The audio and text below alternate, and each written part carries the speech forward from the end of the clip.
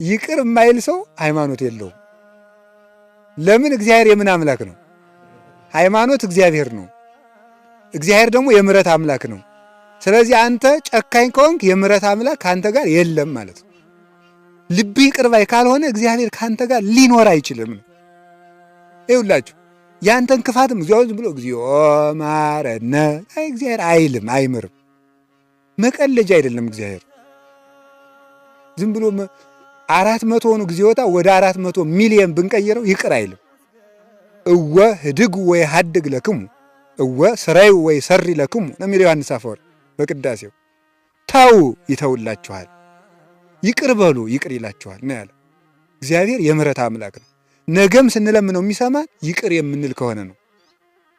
ለእግዚአብሔር መስዋዕት ይዘህ መጥተህ ወንድምህን እንዳስከት። እስኪ በቤተ ክርስቲያን ውስጥ ደጀ ሰላም የሚባል ታውቃላችሁ? የት ነው ያለ ደጀ ሰላም? አቤት ማራ የሚበላበት አይደለም እንዴ? አይደለም አይደል? እዚያማ ምን ሰላም አለ? እዚያ ሰላም የለም። ደጀ ሰላሙ አይደለም። ደጀ ሰላም የሚባለው መግቢያው ነው አይደል? ለምንድን ነው ደጀ ሰላም የተባለው? ደጀ ሰላም የተባለ እኮ ሰው ከዚያ ሲደርስ ጌታ በወንጌል ማቴዎስ 5 ላይ የተናገረው ቃል ስላለ እዚያ ሲደርስ የበደለው ሰው እንዳለ ቆሞ ያስባል። ስለትም እንዳለው ያችን እዚያ ላይ አስቀምጦ ሄዶ ወንድሙ ጋር ታርቆ ዞሮ ይመጣል።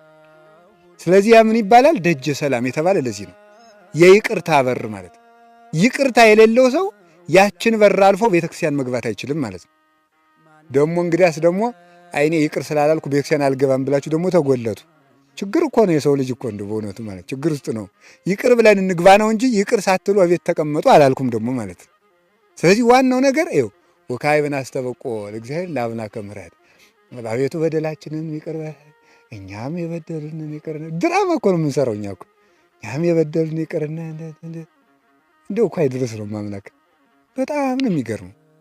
የሚራራ ልቡን ያድለን እግዚአብሔር። የሚያዝን ጻድቅሰ ምንድን ነው ያለው? ጻድቅ ምንድን ነው ያለው? ይምህር ላዕለ እንስሳሁ። ጻድቅ ለእንስሳ እንኳን ይራራል ነው ያለ ሰሎሞን። ጻድቅ ለእንስሳ ለአውሬ እንኳን ይራራል፣ ደግ ሰው። ስለዚህ እግዚአብሔር የምሕረት አምላክ ነው። የምሕረት አምላክ ነው የሚለው ምንድን ነው? ሲተረጎም ሊቃውንቱ ሲተረጉሙት አምላከ ምሕረት ያለ የይቅርታ የምሕረት ባለቤት፣ የምሕረት መገኛ፣ የምሕረት ባለቤት፣ የምሕረት መገኛ፣ ይቅርታን የሚወድ የይቅር ባዮች አምላክ ማለት ነው።